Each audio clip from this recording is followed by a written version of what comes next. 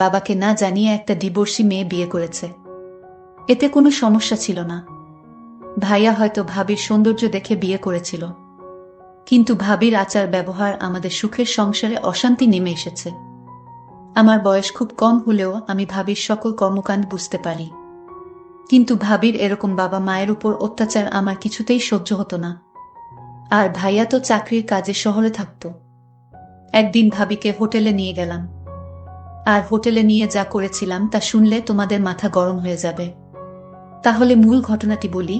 এইমাত্র আমি 500 টাকার 3টা নোট ড্রেসিং টেবিলের উপর রেখে কিচেনে গেলাম, এখন দেখি টাকাটা নেই।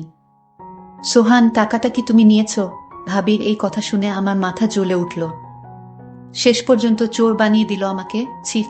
অবশ্য বেকারদেরকে মানুষের অনেক কথা শুনেই বেমালুম হজম করতে হয়। কথায় কথায় মাথা জ্বলে উঠলে চলে না। অনেক কষ্টে নিজেকে সামলে নিয়ে বললাম, না ভাবি, আমি নেইনি। হয়তো অন্য কোথাও রেখেছ, ভালো করে খুঁজে দেখো। ভাবি বলল, সব জায়গায় খুঁজেছি, কোথাও নেই। তুমি একটু মনে করে দেখো। এমনও তো হতে পারে তুমি মনের ভুলে নিয়ে মানিব্যাগে ঢুকিয়ে ফেলেছ, এখন মনে করতে পারছো না। এবার সত্যি সত্যি মাথায় আগুন চলে গেল। আমি খুব হালকা স্বরে বললাম, ভাবি, তুমি যেভাবে আমাকে অপমান করছো, এর মধ্যে যে চূড়ান্ত রকমের একটা ছোটলোকি আছে। তুমি কি তা বুঝতে পারছো? এই কথায় ভাবি শ্রাব্য অশ্রাব্য ভাষায় যা বলা শুরু করলো, তাতে তাকে আর একটা ভদ্র বাড়ির ছেলে, বউ কিংবা কোনো ভালো ঘরের মেয়ে বলা যায় না। এক পর্যায়ে সে বলেই ফেলল, ধামরা একটা ছেলে বছরের পর বছর ভাইয়ের ঘাড়ে বসে বসে হাতির মতো গিলছে। 4 পয়সা ইনকামের মুরদ নেই, সে কি না আমাকে বলে ছোটলোক। আমি বারবার এদিক ওদিক তাকাচ্ছি, যেন মা এইসব কথা কোনোভাবে শুনতে না পায়। এমনিতেই সে স্ট্রোকের রুগী, কোনোভাবেই উত্তেজিত হতে পারে, এমন কিছু শুনতে দেয়া যাবে না তাকে। এরপর আর কোনো কথা জোগালো না আমার মুখে। নিঃশব্দে বাড়ি থেকে বের হয়ে গেলাম। বেলা বাজে 10টা 56।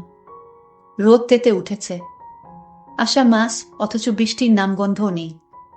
রোদের তাপে যেন রাস্তার পিচ গলে স্যান্ডেলে লেগে যাচ্ছে।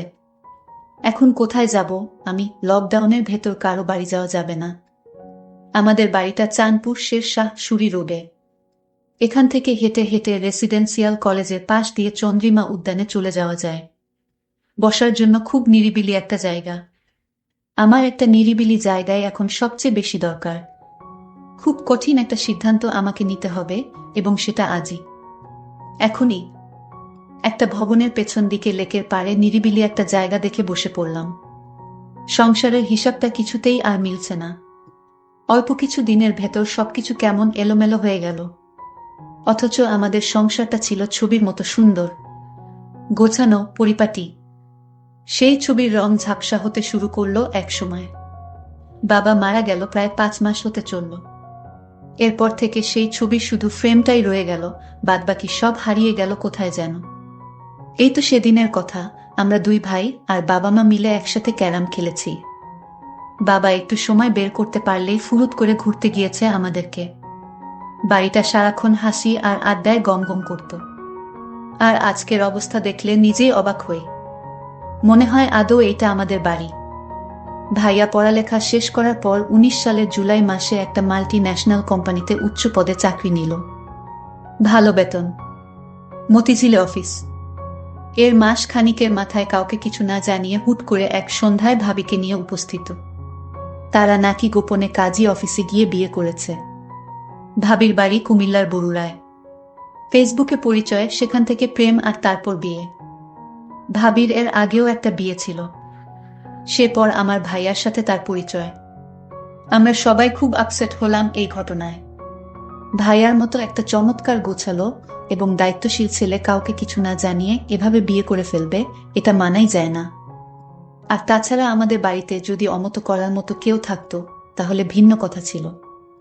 আমরা দুই ভাই মোটামুটি বড় হলে বাবা মা আমাদেরকে খুব পরিষ্কারভাবে বুঝিয়ে বলেছে যে জীবনে চলার পথে কাউকে ভালো লাগতেই পারে, এটা খুবই স্বাভাবিক। এমন কিছু হলে অবশ্যই যেন সবার আগে বাড়িতে শেয়ার করি। আজ পর্যন্ত আমাদের দুই ভাইয়ের কোনো যৌক্তিক কাজে বাবা মা বাধা দেয়নি, বরং সব সময় উৎসাহ দিয়ে এসেছে। সেখানে ভাইয়ার কাছ থেকে এটা কেউই আশা করেনি। এই ব্যাপারটা নিয়ে বাবাই সবচেয়ে বেশি আপসেট হয়ে পড়ল। মা তাকে বোঝাতে চেষ্টা করলো যে রাব্বি যদি মেয়েটাকে নিয়ে সুখী হতে পারে তাহলে আমাদের আর আপত্তি করে লাভ কি, যা হওয়ার তা তো হয়েই গেছে। আর তাছাড়া দুইজনের সম্মতিতেই বিয়েটা হয়েছে, দুজনই ম্যাচিউরড, সুতরাং এখন স্বাভাবিকভাবে ব্যাপারটা মেনে নেওয়াই সব দিক দিয়ে ভালো। ভাবির আগের বিয়ে নিয়ে বাবা মা কেউই কোনো কথা তোলেনি এই পর্যন্ত।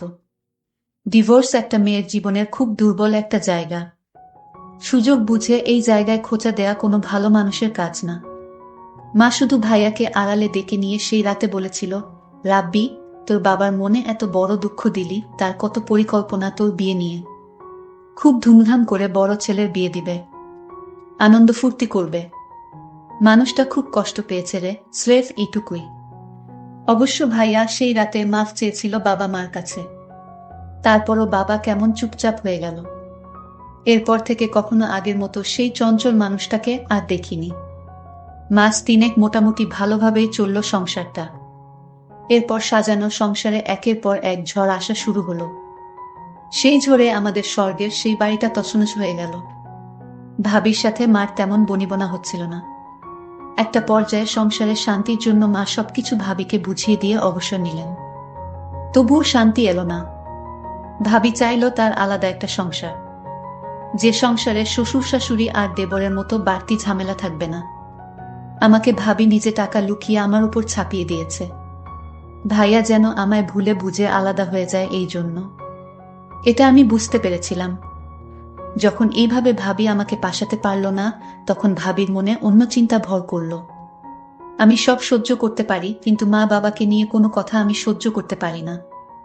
আমাকে ভাবি মিথ্যা দোষারোপ করুক, এত আমার কোনো সমস্যা নাই, কিন্তু বাবা মাকে নিয়ে কোনো অপমান, এটা আমি সহ্য করতে পারবো না। কিভাবে আমাকে ভাইয়ার চোখে খারাপ বানানো যায়, এই সুযোগ ভাবি সবসময় খুঁজত। কিন্তু আমি তো আর বোকা না যে ভাবির মতলব আমি বুঝি না। বয়সটা হয়তো কম হতে পারে। ভাবি বাবার সাথে তেমন ভালোভাবে কথা বলতো না। বাবাকে ভাবি চা বানিয়ে দিত কোনোরকম ভাবে। এতে বাবা মুখ বুজে সব সহ্য করত, ভাবিকে কোনো কিছুই বলতো না। আমি শুধু চেয়ে দেখতাম। তবে ভাবি দিন দিন মা বাবার প্রতি এক ধরনের অত্যাচার শুরু করলেন। সময় মতো মা বাবার খাবার দেওয়া, মা বাবার যত্ন কিছুই করতো না সে। আমি মা বাবাকে সব সময় বুঝাতাম, ভাইয়া হয়তো জীবনে বড় একটা ভুল করে ফেলেছে, কিন্তু এই ভুলের মাসুল কি তোমাদের দিতে হবে, এ আমি কিছুতেই হতে দিব না। ভাবিকে দেখতাম, বেশিরভাগ সময় দেখতাম ফোনে কার সাথে জানি কথা বলতো। ভাইয়া যখন বাড়িতে থাকতো না, তখন ভাবি কার সাথে যেন কথা বলতো ফোনে সারাক্ষণ। এই দৃশ্য আমি দেখতে পেতাম। একদিন আমি দেয়ালের ওপাশ থেকে শুনতে পেলাম ভাবি ফোনে বলল, কাল আমার স্বামী বাসায় থাকবে না, তুমি একটু আমার সাথে দেখা করো, জরুরি কথা ছিল।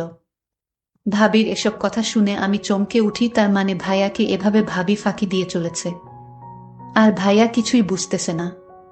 কিন্তু ভাইয়ার মতো আমি এতটা বোকা না যে আমার চোখ ফাঁকি দিয়ে থাকবে। আমি এরপর থেকে ভাবিকে চোখে চোখে রাখি। কখন কি করে কার সাথে কথা বলে সবকিছুর খবর আমি রাখি।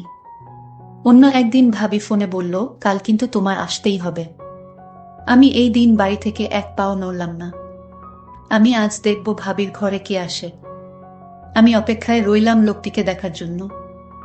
রাত যখন 10টা বাজে, তখন দেখতে পেলাম ভাবির রুমে একটি ছেলেকে ঢুকতে।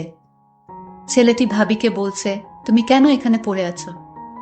ভাবি তখন বলল, আরে কিছুদিন আছি এখানে, আমার স্বামীর কাছ থেকে সিগনেচারটা নিতে পারলেই সকল সম্পত্তি আমাদের হয়ে যাবে।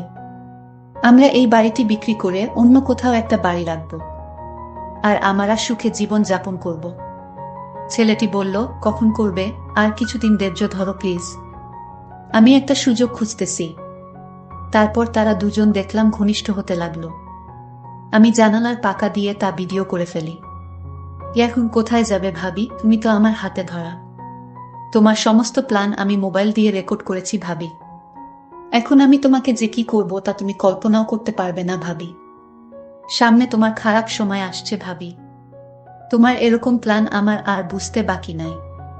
আমি তোমাকে এমন করে ছাড়বো, তুমি তা সারা জীবনও ভুলতে পারবে না। তারপর দিন ভাইয়া বাড়িতে আসলো। ভাইয়া ভাবির জন্য নতুন শাড়ি নিয়ে এসেছে। ভাবি তখন খুশি হয়ে বলল, তুমি হাত মুখ ধুয়ে আসো, আমি তোমার জন্য খাবার রেডি করছি। তারপর ভাইয়া খেতে বসলো। ভাবি তখন ভাইয়াকে জিজ্ঞেস করলো, আচ্ছা আমরা যে বিয়ে করেছিলাম তার জন্য কাজী বলেছে একটা তোমার সই এর বাকি ছিল, আর সেই সইটা তোমার করতে হবে। ভাইয়া বলল, আমি এই সপ্তাহ কাজের চাপে আছি, আমি 1 সপ্তাহ অফিসের কাজে চট্টগ্রাম যেতে হবে, তারপর দেখি আমি সইটা দিয়ে দিব, আমি এখন খুব বিজি। ভাবি বলল, আচ্ছা ঠিক আছে, তাহলে এই সপ্তাহ বাড়িতে এসে মনে করে সইটা দিয়ে দিতে হবে। ভাইয়া পরদিন সকালে চলে গেল। আমি ভাবির রুমে গেলাম। ভাবিকে জিজ্ঞেস করলাম, ভাবি তোমার দিনকাল কেমন কাটছে? ভাবি বলল, ভালোই তো, কিন্তু তুমি একটা চুলটা তুমি ভুলে যেও না। আমি বলেছিলাম, ভাবি তুমি কেন আমায় মিথ্যা অপমান করছো? আমাকে তোমার সহ্য হয় না সেটা তুমি মুখে বলে দিতে পারো, তাহলে কেন শুধু শুধু আমাকে মিথ্যা অপবাদ দিচ্ছ ভাবি? ভাবি তখন রাগান্বিত হয়ে বলল, তুমি এখন আমার রুম থেকে যাও। আমি বললাম, ভাবি তুমি যে আমায় চোর বলেছ, মনে রেখো ভাবি কে যে আসল চোর তা তুমি খুব শীঘ্রই জানতে পারবে। ভাবি আমার কথা শুনে কিছুটা অবাক হয়ে গেল। তুমি আমাকে ভয় দেখাও নাকি? আমি বললাম, ভাবি ভয় না, যা সত্যি তাই বললাম। ভাবি তুমি সময় মতো সব টের পাবে। ভাবি মনে মনে চিন্তা করতে লাগলো, আমার দেবর কি আমার সব প্ল্যানের কথা কি জেনে গেছে নাকি? না, সে জানবে কি করে? আমার তো প্ল্যানটা একমাত্র ও ছাড়া একটা পাখি পর্যন্ত জানে না, তাহলে সে জানবে কি করে? পরের দিন ভাবিকে দেখলাম মোবাইল ফোন দিয়ে ওই ছেলেটির সাথে চ্যাট করছে। আমি ভাবির মেসেঞ্জারে ভাবির প্ল্যান করা ভিডিওটা ভাবির মেসেঞ্জারে পাঠালাম। ভাবি ভিডিওটা দেখে চমকে উঠল। আরে এ তো দেখি আমার সমস্ত প্ল্যান করার ভিডিও, এই ভিডিও দেবর কিভাবে পেল? আর সে কোথায় এই ভিডিও পেল? আমার ভিডিওটা দেখে মাথা গরম হয়ে গেল। আমি সাথে সাথে আমার দেবরকে ডাক দিলাম। দেখলাম দেবর তার ঘরে শুয়ে মোবাইলে চ্যাট করছে। আমি বলল, সুহান, এই সুহান। আমার দেবরের নাম সোহান। আমি তাকে ডাক দিলাম, সে আমার ডাক শুনেও না শোনার ভান করল। আমি 3টা ডাক দিলাম জোরে জোরে। সোহান তখন বলল, আরে ভাবি আপনি এত রাতে কি হয়েছে? ভাবি কোনো সমস্যা? ভাবি বলল, তুমি জেনেও না জানার ভান করছো কেন? আমি বললাম, ভাবি তুমি কি পাগল হয়ে গেছো? আমি কি জানি? আমি কিছু জানি না। আর তুমি কিসের কথা বলছো? ভাবি তখন বলল, তুমি এই ভিডিও কোথায় পেলে? আরে আমি এই ভিডিও, তুমি যার সাথে সম্পদ চুরি করে যার সাথে পালিয়ে যাবার প্ল্যান করছিলে সেই আমাকে এই ভিডিও দিয়েছে ভাবি। ভাবি আমার কথাটা বিশ্বাস করতে পারল না মনে হয়। ভাবি বলল, এ হতে পারে না। আমি বললাম, ভাবি তোমার প্ল্যান করা সমস্ত ভিডিও আমার কাছে আছে। আমি এই ভিডিও ভাইয়াকে দেখাবো, তারপর থানায় গিয়ে মামলা করব। তোমাকে সারা জীবন জেলে থাকতে হবে ভাবি। ভাবির সুন্দর মুখখানা শুকিয়ে গেল আমার কথা শুনে। ভাবি দেখলাম অনেক ভয় পেল। তারপর আমায় ভাবি বলল, সোহান আমি ভুল করেছি, প্লিজ তুমি এই ভিডিওটা ডিলিট করে দাও। আমি বলেছিলাম, না ভাবি, তুমি যে প্ল্যান করেছিলা সেটা যদি আমি সময় মতো না জানতাম তাহলে আমাদের তুমি রাস্তার ফকির বানিয়ে ছাড়তে। ভাইয়াকে বোকা ভেবেছ তুমি, কিন্তু আমি বোকা না। ভাবি তখন বলল, আচ্ছা সোহান তুমি কি চাও আমি তোমার সব কথা শুনবো, তাও তুমি তোমার ভাইয়াকে এই ভিডিও দেখাইও না? আমি বললাম, ঠিক আছে আমি ভিডিও দেখাবো না, তবে আমি যা বলি তাই তোমার শুনতে হবে। ভাবি বলল, ঠিক আছে আমি তোমার সব কথাই শুনবো। আমি তোমার মা বাবার সাথে ভালো আচরণ করব। আমি বলেছিলাম, ভাবি তাহলে কাল আমার সাথে একটি জায়গায় যেতে হবে। ভাবি বলল, ঠিক আছে। আমি ভাবিকে পরদিন সকালে ভাবিকে নিয়ে পটুয়াখালী ঘুরতে গেলাম। ভাবিকে বললাম, ভাইয়া ফোন করলে কি বলবে? ভাবি বলল, আমি বলবো আমার বাবা অসুস্থ, তাই আমি বাবাকে দেখতে এলাম। আমি 2-4 দিন বাবার সাথে থাকতে হবে। ভাবিকে বললাম, ভাবি তুমি তো দারুণ বুদ্ধিমতী। হঠাৎ আকাশের অবস্থা খুব খারাপ হলো, প্রচণ্ড ঝড় বৃষ্টি হতে শুরু করলো। আমি ভাবিকে নিয়ে একটা হোটেলে গেলাম, কারণ এখানে যারা ঘুরতে আসে তারা হোটেলেই থাকে। আমিও একটা হোটেল নিলাম। ভাবিকে বললাম, ভাবি তুমি হোটেলে বস, আমি কিছু খাবার নিয়ে আসি। আমি খাবার নিয়ে আসলাম। ভাবি তখন বলল, আমি নিচে শুয়ে পড়ি, তুমি কাঠে শুয়ে পড়ো। আমি বললাম, না কোনো সমস্যা নাই, তুমিও কাঠেই শু। ভাবি আমার সাথে কোনো কথা না বলে কাঠে এসে শুয়ে পড়ল। আমি সারা রাত ঘুমাইনি। আমার মনে একটাই চিন্তা, আমার মা বাবাকে এবং আমার সহজ সরল ভাইকে যেভাবে ঠকালো তার প্রতিশোধ আমাকে নিতে হবে। আমি ভাবিকে বললাম, ভাবি আজ আমি তোমায় যা বলবো তাই শুনবে, তুমি কিন্তু আমায় কথা দিয়েছিলে। ভাবি বলল, আমি তো বলেছি তোমার সব কথাই রাখবো। আমি বললাম, ভাবি তুমি কি ভাইয়ার সংসার করবে নাকি ওই ছেলের সাথে চলে যাবে? ভাবি বলল, যদি ওই ছেলের সাথে চলে যেতে চাইতাম তাহলে আমি তোমাকে বলতাম না যে তোমার ভাইয়াকে সেই ভিডিওটা দেখাতে। আমি যা করেছি সব ভুল করেছি। আমি তোমার সাথে তোমার বাবা মায়ের সাথে অন্যায় করেছি। এটার জন্য তুমি আমায় যে শাস্তি দিবে সেই শাস্তি আমি মেনে নিব। শুধু তোমার কাছে একটাই অনুরোধ, তোমাদের পরিবারে আমাকে থাকতে দাও। আমি ভাবিকে বললাম, ভাবি আমি আজ তোমাকে হোটেলে নিয়ে কেন আসলাম জানো? শুধু তোমার মনটা পরীক্ষা করার জন্য। আমি যা বুঝলাম তুমি সংসারটা বাঁচানোর জন্য সব করতে পারো, এটা আমি পরিষ্কার বুঝেছি ভাবি। আর তুমি কি করে ভাবলে আমি তোমার উপর এসব করার জন্য জুলুম করব? শোনো ভাবি, আমি তোমাকে এখানে আনার একটাই উদ্দেশ্য, যেন তুমি ভালো হয়ে যাও। দেখো ভাবি, আমি আজ ইচ্ছা করলে আমি অনেক কিছুই করতে পারতাম, কিন্তু আমি তা করিনি। কারণ ভাবিরা মায়ের মতোই হয়। দেবরের এসব কথা শুনে, তার ব্যবহার দেখে আমি অবাক হয়ে গেলাম। আমি কান্না করতে লাগলাম আর বলতে লাগলাম, তোমার বাবা মায়ের কাছে আমায় নিয়ে চলো, আমি তাদের কাছে ক্ষমা চেয়ে নিব। আর তুমি আমাকে ক্ষমা করে দিও।